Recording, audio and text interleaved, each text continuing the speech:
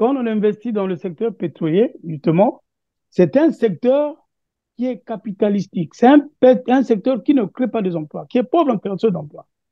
Donc, il revient à l'État, effectivement, de faire en sorte que quand des multinationales viennent investir au Congo, il faut qu'une partie de la richesse soit investie au niveau des entreprises locales, ce qu'on a la notion de contenu local. C'est-à-dire que Local quand les content, entreprises oui. pétrolières viennent investir chez nous, on veut impliquer les entreprises locales, les entreprises de chez nous, congolaises. Alors, qu'est-ce que le gouvernement a fait?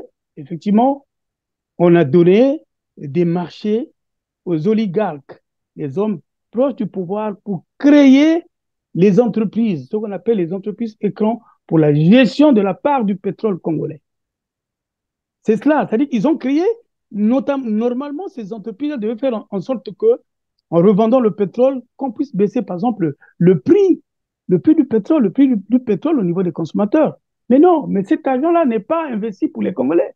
Cet argent est planqué dans les paradis fiscaux. D'ailleurs, M. Maboussou, qui en est spécialiste, nous avait expliqué qu'il y a même du pétrole congolais qui était racheté et pour le faire raffiner ailleurs, par exemple au Togo, pour venir vendre encore aux Congolais. Donc, Évidemment, cette politique, parmi ces voilà, personnalités, on les connaît comme voilà, ça. tout à Ibata, fait. vous avez Itoa, Bruno, vous avez Ibata, Itoa Ngokana, tout ce Bruno, monde. Et voilà, donc, ils sont vous êtes 4 en ou train 5. de dire, ce sont ces oligarques-là, congolais, qui captent Ben, finalement toute cette ben masse. oui, ben oui, tout à fait. Parce que la part qui revient au Congo, ils ont créé des petites sociétés pour revendre ce pétrole-là. Et l'argent ne revient pas. Ils payent la petite partie insignifiante qui revient au Congo. Et le reste, ils vont planquer les paradis fiscaux. Quand on planque dans les paradis fiscaux, ça ne revient pas au peuple congolais. Ce ne sont pas les Congolais qui en profitent, ce sont les oligarques qui en profitent. Donc les quatre, notamment, qu'on connaît, les Bata, Bruno Itoa, Kiki, Ngokana, Denis Ngokana.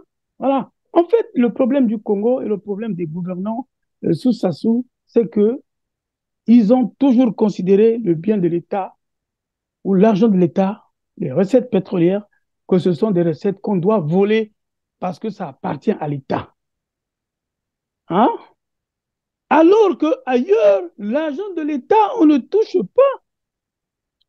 Je vais vous raconter une anecdote sous Yulou. Yulou, il y avait je crois, un beau-frère qui avait détourné près de 150 000 francs à l'époque.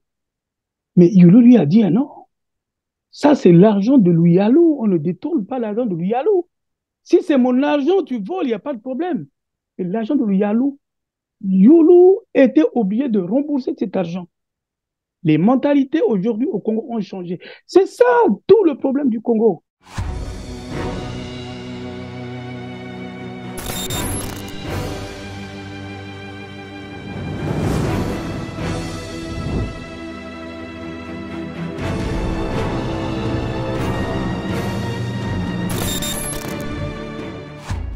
Mesdames, Messieurs, bonjour, ravi de vous trouver sur R7 et bienvenue dans ce numéro Droit de savoir. J'ai le plaisir de vous trouver en compagnie de Jess Diamungwanti. Bonjour, Jess. Bonjour, monsieur Christian Perrin. Merci d'être avec nous sur R7, surtout votre disponibilité pour cette interview qui portera sur la croissance économique du Congo-Brazzaville, une illusion statistique. Pour ceux qui vous découvrent, je rappelle que vous êtes économiste engagé, membre de la diaspora patriotique, ingénieur de production dans le domaine bancaire, auteur de centaines d'articles politiques et économiques, notamment sur les sites sénégalais et ivoiriens. Et pour ceux qui le veulent, hein, je leur invite d'aller lire une de vos tribunes sur le site d'information Séné Plus Opinion intitulé Comment Macron et Ouattara ont saboté le projet éco de la CEDEAO. Jess Diamungwansi, vous le savez, le Congo-Brazzaville parle d'une croissance économique de plus de 3,7% au premier trimestre 2024 contre 1,3% en 2023. On peut parler là d'une performance réalisée. Mais comment expliquer ça face à la misère dans laquelle sont plongés désormais les Congolais? D'ailleurs, dans un premier temps, quelle interprétation donner pour une économie de rente? D'abord, il faut commencer par définir c'est quoi exactement une croissance du PIB. la croissance du PIB, ou d'ailleurs le PIB, c'est un indicateur qui permet de mesurer l'activité économique d'un pays, c'est-à-dire les richesses qui ont été créées dans un pays pendant un an par les citoyens de ce pays et par les entreprises de ce pays, uniquement à l'intérieur des frontières de ce pays, qui n'a rien à voir avec le PNB. Le PNB tient compte des richesses créées par les entreprises de ce pays-là en dehors de ce pays et les citoyens de ce pays en dehors de ce pays. Ça, c'est le PNB. Et là, on parle du PIB, produit intérieur brut. Alors, évidemment, on nous parle des taux de croissance de 3, 4% pour le cas du Congo. Évidemment, quand il y a un tel taux de croissance, on se dit que l'économie est dynamique, que les entreprises de ce pays ont créé de la richesse. Ce n'est pas le cas pour le Congo. Je vous explique. Le Congo est un pays monoculture, donc essentiellement dominé par les produits, par les hydrocarbures, par le pétrole. Donc, vous le savez, 80% des recettes d'exportation du Congo viennent du secteur pétrolier. Oui. Or, ce taux de croissance, c'est un taux de croissance qui est dû simplement à la valorisation de la rente. C'est-à-dire qu'on découvre des puits de pétrole, ça et là, et par rapport à l'effet des recettes pétrolières, on dit que la richesse du pays a augmenté. Voilà pourquoi ce taux de croissance est un taux de croissance qui est non inclusif. Mais pardon, Jess, pendant que vous dites ça, Oui. est-ce que cela veut dire que ça peut être aussi lié à ce que, parce que dernièrement, il faut peut-être le rappeler à nos téléspectateurs, le patron de Total est allé présenter les nouveaux puits qu'ils ont découverts, je crois, c'est ça, à Denis Sassou Nguesso pour lui dire, nous venons de découvrir d'autres gisements. Une délégation de la société Total Énergie, conduite par son président directeur général, Patrick Pouyanné, a conféré ce 19 mai 2024 avec le président de la République, Denis Sassou Nguesso.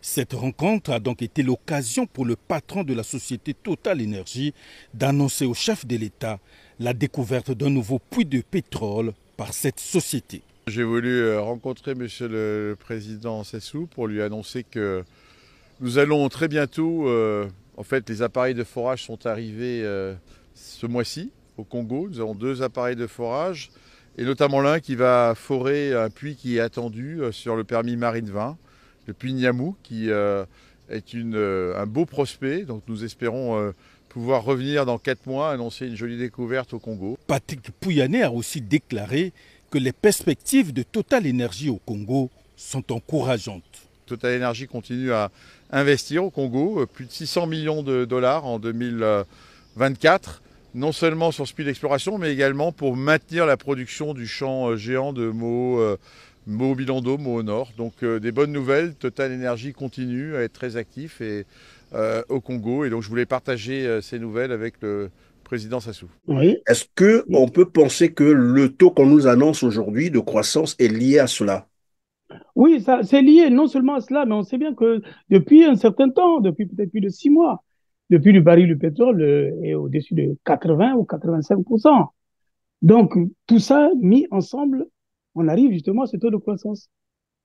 Donc, comme je le disais tout à l'heure, ce n'est pas parce que le gouvernement du Congo aurait fait des prouesses qu'on serait arrivé à ce taux de croissance. Non, c'est un taux de croissance, comme je le disais tout à l'heure, qui est simplement dû à la valorisation de la rente pétrolière. Et donc, ça n'a Alors, rien à voir avec les performances réalisées non, par ce gouvernement. N'importe qui non, pouvait...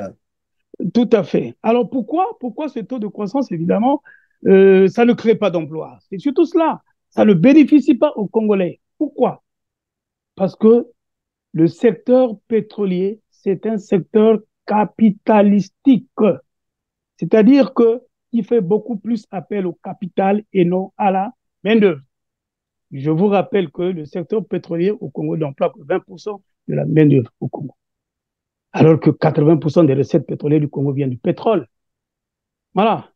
Donc, c'est un taux de croissance qui est pauvre en création d'emplois et également pauvres, inappropriés pour la réduction de la pauvreté. Voilà, c'est un phénomène que j'avais déjà invoqué, que les économistes connaissent, qu'on appelle le syndrome hollandais. C'est-à-dire, effectivement, l'argent est là, mais il ne profite pas à tout le monde. D'ailleurs, certains secteurs de l'économie s'appauvrissent parce qu'ils sont abandonnés au profit du secteur pétrolier. Donc, ça crée des poches de pauvreté.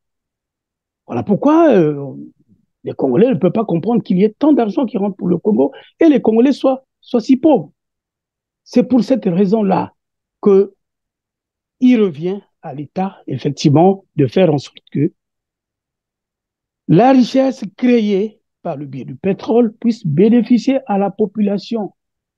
Et pour ça, il faut une démarche volontariste des gouvernants pour faire en sorte que tout le monde bénéficie de cette croissance, des taux de croissance. C'est une croissance qui ne bénéficie pas à la population et parce que c'est bon, enfin, c'est ce que moi j'ai compris. Après, vous me direz si j'ai Oui, pas oui, compris. C'est un tout à problème de fait. volonté politique.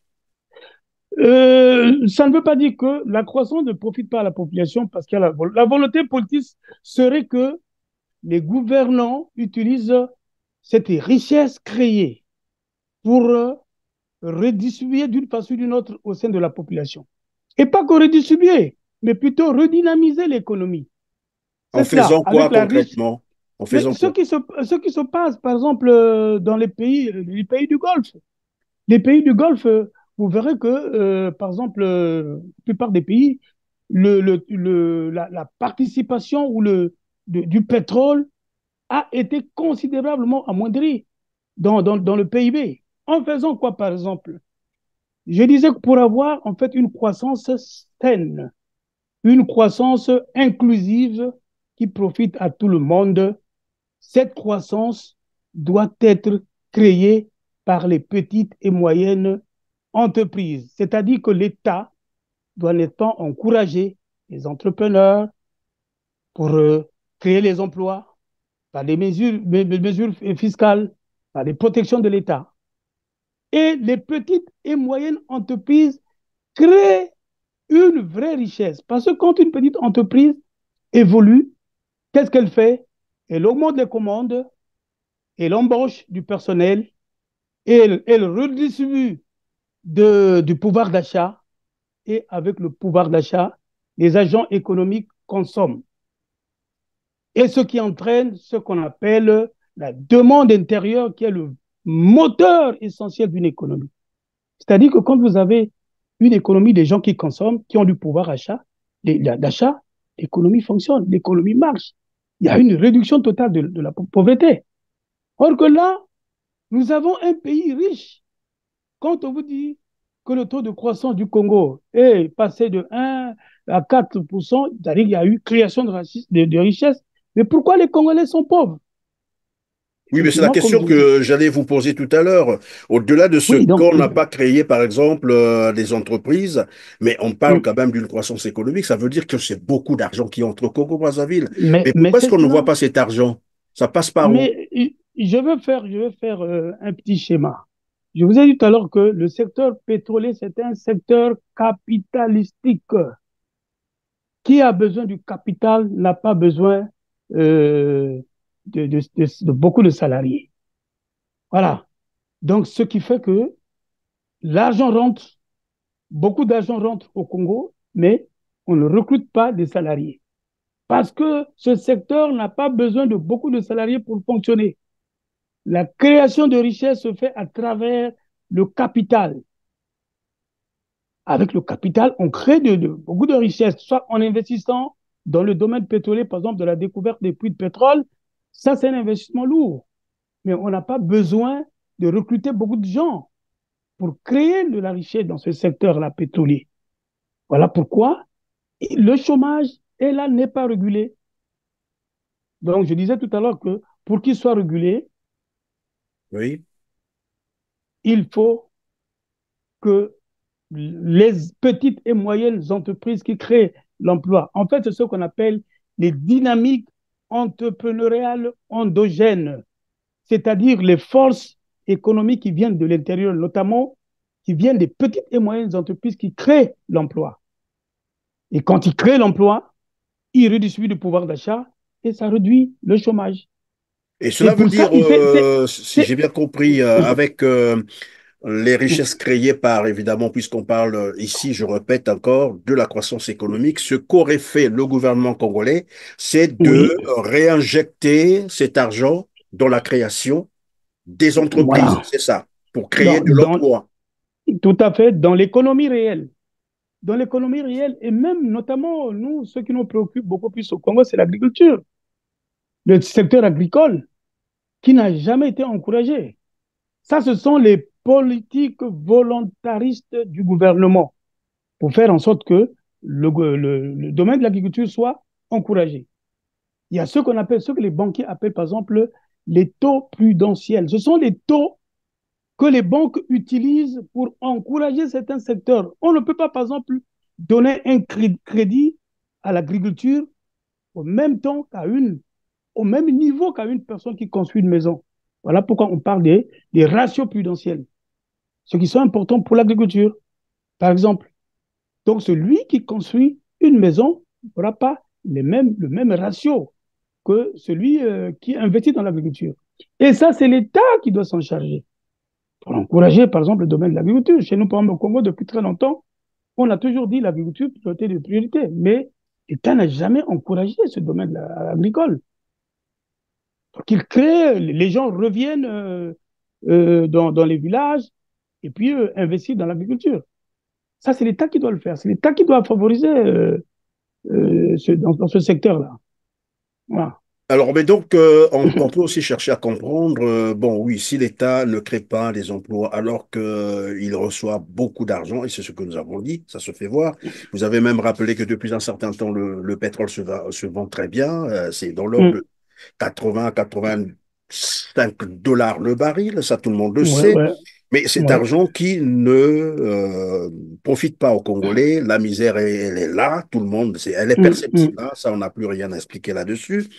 mm, Et vous dites que ceux qui gravitent autour de ces activités, parce que c'est ce que semblait dire le gouvernement, que mm, cette mm, croissance est due, et je l'ai dit, je l'ai répété tout à l'heure, est due à la mm. création, je crois, dans les investissements dans le secteur pétrolier. Mais Or, tout le ça, c'est ce secteur qu'on a. pétrolier, nous savons lesquels gravitent autour. Non, mais déjà, il faut dire que quand on investit dans le secteur pétrolier, justement, c'est un secteur qui est capitalistique. C'est un secteur qui ne crée pas des emplois, qui est pauvre en création d'emplois. Donc, il revient à l'État, effectivement, de faire en sorte que quand des multinationales viennent investir au Congo, il faut qu'une partie de la richesse soit investie au niveau des entreprises locales, ce qu'on a la notion de contenu local. C'est-à-dire que Local quand les content, oui. entreprises pétrolières viennent investir chez nous, on veut impliquer les entreprises locales, les entreprises de chez nous, congolaises. Alors, qu'est-ce que le gouvernement a fait? Effectivement, on a donné des marchés aux oligarques, les hommes proches du pouvoir, pour créer les entreprises, ce qu'on appelle les entreprises écrans, pour la gestion de la part du pétrole congolais. C'est cela, c'est-à-dire qu'ils ont créé, normalement, ces entreprises devaient faire en sorte que, en revendant le pétrole, qu'on puisse baisser, par exemple, le prix du pétrole, le prix du pétrole au niveau des consommateurs. Mais non, mais cet argent-là n'est pas investi pour les Congolais. Cet argent est planqué dans les paradis fiscaux. D'ailleurs, M. Maboussou, qui en est spécialiste, nous avait expliqué qu'il y a même du pétrole congolais qui était racheté et pour le faire raffiner ailleurs, par exemple au Togo, pour le venir vendre encore aux Congolais.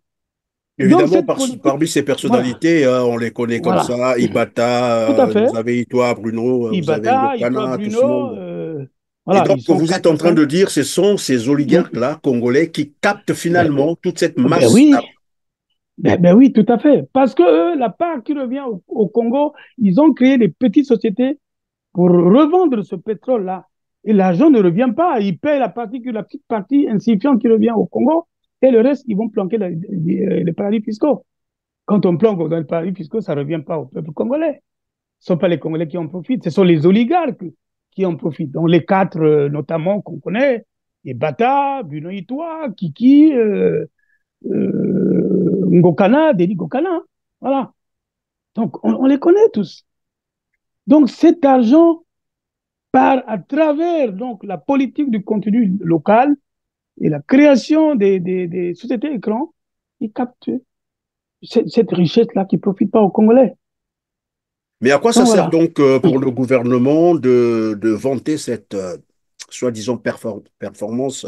Pourquoi Non, ils en font du bruit comme ça alors qu'ils mais savent? non, mais c'est l'illusion statistique. Quand on dit qu'on a une croissance du PIB, ça suppose qu'on a créé de l'économie dans le pays. C'est ça dans l'opinion congolaise. On a créé, qui dit croissance du PIB, dit création de la richesse dans l'économie. Mais or que cette richesse ne profite pas aux Congolais. Donc cette richesse ne pouvait profiter qu'aux Congolais que si l'État avait beaucoup plus de jugeote. Voilà. En gérant cette richesse qui arrive de façon soudaine, correctement, pour que voilà, les Congolais en profitent. Oui, mais Jess Diamogwassi, comment comprendre que, bon, c'est vrai, on n'a pas créé, voilà, vous avez dit des entreprises qui pouvaient évidemment, on n'a pas dynamisé l'économie, c'est ce que vous êtes en train de dire, mais entre-temps, ils Oui. ont reçu quand même beaucoup d'argent, même s'il y a une bonne partie qui a été captée par ces oligarques et planquée dans les paradis fiscaux. Mais qu'est-ce qui peut expliquer que finalement, qu'on n'ait pas pu réaliser, par exemple, le PNB qui avait été annoncé 2022-2024? Alors que ça, on pouvait, avec le peu qu'on a reçu, on pouvait bien le faire. Ben oui, mais vous savez que le Congo, c'est l'un des pays les plus corrompus. Hein? Aucun projet viable ne peut être réalisé au Congo parce que tous ceux qui viennent pour réaliser un quelconque projet, c'est pour chercher à tirer profit. Donc c'est cela. Et ça a tout été encouragé par Sassou lui-même.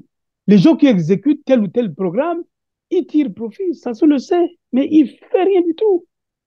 Donc les gens ne peuvent pas avancer. Vous avez un projet, par exemple, on donne un projet à un opérateur économique qui ne le réalise pas et qui n'a pas de compte à rendre. Et finalement, les Congolais continuent, les opérateurs véreux continuent à en faire autant parce qu'ils savent qu'ils ne seront pas du tout punis. C'est cela. Le vrai problème du Congo, celui-là, c'est au niveau de la corruption. On connaît aujourd'hui, d'ailleurs on le répète aujourd'hui, les opposants, notamment Clément Mirassa l'a toujours dit, en reprenant les éléments des Panama Papers, on sait qu'il y a 5, 4, 5 Congolais qui ont 6 000 milliards. Et on les connaît tous. On les connaît. Mais rien ne leur arrive. Mais alors, je vais vous dire encore quelque chose de contradictoire. J'ai appris dernièrement que M. Sassou Nguesso a mis en place une commission ad hoc pour aller Rechercher, négocier, rechercher de l'argent, ça et là. Mais oui. en mettant à la tête qui? On met un gars comme M. Bouya dans cette commission, vous vous imaginez? Mais de qui se moque-t-on? De qui se moque-t-on? Hein? Monsieur Mais Bouya, c'est Diès l'un. Diamogwassi, est-ce que ce n'était pas non Voilà. plus une manière de dire à Bouya, bon, c'est toi qui as volé tout l'argent, est-ce que tu peux pas rapatrier ça? Mais non. On t'offre au moins cette brèche, Mais, cette mais possibilité non. de ramener l'argent. Non. Mais ça se le sait. Ça se le sait. Bouya, Kiki, Ondongo et les autres, ce sont les gens qui ont planqué leur argent. Ça se le sait. Et ils ne vont jamais rapatrier cet argent-là. Jamais. Et même si aujourd'hui, Bouya était chargé d'aller récupérer l'argent, à chercher l'argent, ça et là, ils vont chercher encore à aller endetter le Congo. C'est cela. Et c'est ce qu'ils En- essaient de faire avec le mécanisme du FMI, là, c'est ça? Mais tout à fait. En fait, le problème du Congo et le problème des gouvernants sous Sassou, c'est que ils ont toujours considéré le bien de l'État ou l'argent de l'État, les recettes pétrolières, que ce sont des recettes qu'on doit voler parce que ça appartient à l'État. Hein? Alors qu'ailleurs, l'argent de l'État, on ne touche pas. Je vais vous raconter une anecdote sous Youlou. Youlou, il y avait je crois, un beau-frère qui avait détourné près de 150 000 francs à l'époque. Mais Youlou lui a dit, ah non, ça c'est l'argent de Louis Alou. On ne détourne pas l'argent de Louis Alou. Si c'est mon argent, tu voles, il n'y a pas de problème. Et l'argent de Louis Alou, Youlou était obligé de rembourser cet argent. Les mentalités aujourd'hui au Congo ont changé. C'est ça tout le problème du Congo. Depuis que M. Sassou est revenu au pouvoir, c'est de dire on peut voler l'argent de l'État. En fait, c'est pour dire que l'argent de l'État n'appartient à personne. On peut voler et rien ne va vous arriver. Le problème du Congo, c'est celui-là. Et Évidemment, l'impunité. lorsque vous dites ça, ça me rappelle un peu les propos de l'ancien président congolais, le général Joachim Yomio Pango, qui disait le vol en leur temps, c'était un Et oui, phénomène de honte, mais et aujourd'hui tout à fait. devenu un moyen légal pour Tout, s'enrichir tout, et personne ne tout à fait. s'inquiète finalement. Tout à fait. Aujourd'hui, force est de constater que le vol qui était dans notre société un phénomène de honte pour la famille et de bannissement au sein de la tribu devient une source naturelle d'enrichissement. La corruption est entrée dans les mœurs et ne choque plus personne. Elle devient un système dans le système. L'assiduité et la rigueur au travail ne font plus partie de nos revendications. La mendicité gagne du terrain et frappe à la porte de chacune de nos habitations. Elle devient un fléau social. Non, non, mais c'est-à-dire qu'en gros, pour résumer tout, c'est pour dire que le problème du Congo, c'est le problème qu'évoquait le roi Guézo qui parlait de la jarre percée. C'est une jarre percée. Les recettes pétrolières peuvent rentrer n'importe comment. Rien ne va changer. Parce que cet argent ne sera pas investi. Cet argent sera littéralement volé. Excusez-moi le terme. Je crois que c'est pour parler trivialement, les gens comprennent. Non, mais chez nous, on Cet comprend bien. argent, Au-delà, voilà, tout à tous les fait. concepts qu'on peut utiliser chez nous, Mais c'est vol. oui, Voilà, c'est le tout, vol. je te dis, ils ont mis en place une commission de lutte contre la corruption, mais c'est une coquille vide. Une coquille vide. Le Congo, aujourd'hui, le taux de corruption est 21 sur 100. Alors qu'un pays comme l'île Maurice, c'est autour de 89. Donc 21, c'est vraiment C'est le l'indice top même de le la plus bas. corruption, quoi. Voilà. Voilà, voilà, voilà. Donc c'est cela. Dans le même temps, je ne sais pas si vous l'avez suivi, à un moment donné, Anatole Kolné Makosso a dit que le gouvernement congolais n'a pas eu assez de ressources financières pour réaliser évidemment Mm, le PNB. Ça, c'est mm, Anatole Kolné mm. qui le dit. Et vous l'avez probablement aussi suivi, c'était, je crois, le 26 juillet, où il s'adressait au Sénat pour dire, bon, enfin, en substance, il voulait dire que le Congo était Mm, en état de cessation des paiements. Mais pourtant, là, mm, vous mm. venez de démontrer que finalement, beaucoup d'argent, bien que c'est capté, ouais, mais il y a quand même l'argent qui entre. Et comment interpréter ça? Oui. Est-ce que lorsqu'il dit ça, il est conscient, il est sérieux, ou il vient annoncer quelque chose dont il est conscient que c'est eux-mêmes qui détournent l'argent, mais bon, il faut communiquer à la population pour dire Mm, qu'il y a rien. mm, mm. Non, le problème du Congo, en fait, on connaît exactement d'où vient le problème congolais. C'est que M. Makosso est là, mais n'a pas assez de marge de manœuvre. Il sait bien aujourd'hui qui est-ce qui détourne l'argent du Congo. Mais il sait que s'il insiste auprès du président de la République, il risque d'avoir des problèmes. Le problème est là. Hein? Tout le monde sait qui est-ce qui détourne l'argent du Congo, notamment les quatre et les autres, l'entourage de Sassou. Vous imaginez, on a tous été au courant de l'histoire qui s'est passée avec la fille de, je crois, Ndengue, qui aurait prêté 1,5 1,5 milliard milliard à son maman. à son copain. Vous croyez que dans des pays normaux, il peut y avoir des trucs comme ça? Hein? Dans des pays normaux, que ce soit au Gabon, le Gabon ou en Côte d'Ivoire, il peut y avoir des trucs comme ça. Et cette dame est là, elle est en train de narguer les Congolais. C'est cela.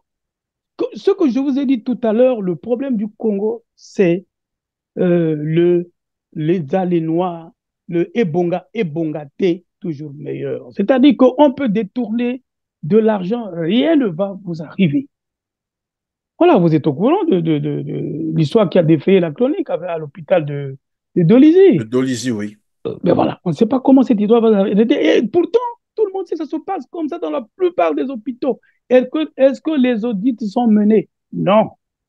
Tout le monde sait qu'on vole et tout le monde se tait. Pourquoi? Et Ali Mbongo Batman Mokunzi. C'est cela le problème du Congo. Alors, Voilà. Dias Diabogwasi, on va terminer en quelques mots. Que faut-il faire? Est-ce qu'il y a une solution pour arrêter cette hémorragie? Alors, moi, j'ai toujours dit que il ne faut pas chercher midi à 14 heures. Hein. Il faut chercher le problème du Congo, il faut trancher le nœud gordien. Je vous l'ai dit aujourd'hui, je l'ai toujours dit, je l'ai écrit dans mes papiers. Tant que le système Sassou sera là, avec Sassou à la tête, le Congo ne va jamais avancer. Le Congo n'avancera même pas, il ne reculera même pas, mais il va s'enfoncer. Je vous assure, parce que ce système-là, il fonctionne de cette manière. La corruption, c'est le carburant de ce régime. Vous imaginez une voiture sans carburant, la voiture ne fonctionne pas. Tant qu'il y aura, s'il n'y a pas de corruption au Congo, le pouvoir de Sassou va tomber. Et Sassou, c'est les gens qui disent, moi, deux fois, non seulement ça me fait rigoler, mais ça m'énerve quand les gens viennent dire non, monsieur le président est bien, c'est un bon travailleur, c'est un patriote, c'est son entourage qui est mauvais. Mais on se moque de qui? Hein? Le poisson pourri par la tête. Ce système-là, mafieux, est favorisé par lui-même, M. Sassou Nguesso. Faut pas rêver. Faut pas rêver. Tant que Sassou sera là avec son système, le Congo sera dans, dans ce gouffre, dans les ténèbres. Rien ne va avancer. Parce que, Oui. écoute, celui qui viendra avec la volonté, on a vu certains ministres de Finances qui sont venus avec Oui, Ondeli, par une bonne exemple, qui est volonté en toujours Delhi, viré tout le vouloir, temps après des voilà, performances. Oui. vouloir reformer, mais à un moment donné, tu es bloqué quelque part.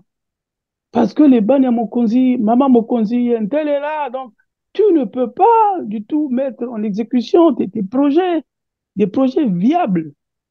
Du coup, on vole, tu regardes, tu es impuissant. Nous sommes dans ce système-là. Il ne faut pas rêver. Donc, pour conclure, je dis que notre pays trouvera la voie de la croissance et l'amélioration des conditions de vie de la population quand des vrais patriotes arriveront aux commandes de ce pays. Le gouvernement de M. Sassou Nguesso, c'était un gouvernement construit par les antipatriotiques. Les gens là n'aiment pas le Congo. Ces gens-là n'aiment pas le Congo. Parce qu'ils ne peuvent pas accepter que le pays se dégrade à ce niveau-là. Et ils s'en mettent plein les poches. Ce n'est pas leur problème. Parce que quand ils tombent malades, ils viennent se faire soigner en France. Leurs enfants sont scolarisés, même si leurs enfants n'excellent pas dans les grandes écoles, mais ils sont scolarisés ailleurs. Ils ont tué le système éducatif. Ça, tout le monde le sait. Monsieur Christian Perrin, nous avons fait les études qu'on a eu à faire parce que le Congo était bien. On n'était pas Oui, les enfants des pendant que vous le riches. dites, je pense à ces Voilà, étudiants congolais qui voilà, sont, je crois, au Togo, au Sénégal, qui ont voilà. fait la communication dernièrement. C'est Mais franchement, c'est déplorable, hein, c'est triste. c'est ça, monsieur Christian Perrin. À l'époque, un Congolais Au qui voulait Togo. faire de bonnes études, il les faisait. Que tu aies des parents pauvres ou pas, l'État te donnait la bourse. Tu as ton inscription aux Mais c'est la États-Unis, en preuve France et d'ailleurs que tout, les on te Collinés, tout ce donnait la monde-là, les bourse. Sassou ont Tous, bénéficié voilà, des bourses c'était de l'État cela. congolais. Maintenant, ce n'est plus le cas. Ils ont détruit le système éducatif. Ils ont fait émerger cette bande des bébés noirs. Euh, mais comment voulez-vous que le pays progresse? La jeunesse, aujourd'hui, est de cet état-là. Et ça me faisait toujours rigoler quand on entendait les promesses de M. Sassou, qui aurait promis 100 000 emplois en un an. Alors il est capable de créer même 10 000 ou 15 000 emplois par an. Ça, c'est, excusez-moi le terme, c'est se foutre la gueule des Congolais. Voilà. Mais est-ce que dans tout Donc, ça, Dias Mungwassi, bon, c'est vrai oui. que j'avais annoncé la fin, mais est-ce que dans tout ça, les Congolais eux-mêmes ne sont pas responsables finalement? Parce qu'on nous dit, les peuples ou n'ont que des responsables qu'ils méritent. Ouais, le problème des Congolais, c'est que les gens ont maintenant peur de prendre des risques. Et pas que ça. Attention, au niveau du gouvernement, ils ont une communication. Ils ont une communication qui décourage ceux qui veulent se révolter pour dire, eh, regardez, on vous demande de vous révolter, mais leurs enfants, ils ne le font pas. C'est cela. Et ça décourage les gens. On va dire, ben, écoutez, est-ce que vous avez vu les enfants de Tati Mabiala aller défiler? Vous avez vu les enfants de Mounari? Ils sont en France, non? Et vous, les enfants des pauvres, vous voulez aller manifester pour qu'on vous tue? Du coup, ça décourage les gens. C'est cela, la communication. Hein? Mais je pense qu'il va falloir que les Congolais prennent leurs responsabilités. Monsieur Sassou ne sera jamais battu par les urnes. N'en déplaise ceux qui disent non, 2026, cette fois-ci. Mais il va partir comment quand on ne crée pas le rapport de force? Ça se prépare avant. On est en 2024, 2026, c'est dans 2 ans. On est en train de jouer. C'est comme si Sassou, par magie, deviendra patriote. Non, Sassou Nguesso, ce n'est pas un patriote. Il n'aime pas ce pays-là. On voit ce qu'il fait. Donc, si les Congolais attendent que, bon, qu'ils disent que, écoutez, qu'ils fassent un mea culpa, regardez dans quel état se trouve le pays, j'ai mal géré, venez, on va redresser le pays. Il ne le fera jamais. Ce monsieur peut même voir le Congo détruit. Ils sont fous. Et toute son équipe, hein, sous son entourage, ils sont tous des milliardaires. Ils ont des maisons par-ci, par-là. Aujourd'hui, si le Congo faisait un naufrage, ils ont les bouées de sauvetage. Ils vont aller ailleurs. Ils ont les nationalités étrangères. Ils ont investi ailleurs. Ils ont des maisons à Dubaï, en France, aux États-Unis. C'est cela. Mais écoute, quand tu prends un président patriotique, un gars comme Laurent Gbagbo, quand on l'a vidé du pouvoir, on l'a cherché partout. On n'a pas trouvé ses maisons en France. On a cherché partout, ils n'ont rien trouvé, pas de compte. Voilà, c'est ça les patriotes. Or, les nôtres, c'est des antipatriotiques. J'ai même envie de dire que ce sont des mercenaires qui sont au pouvoir.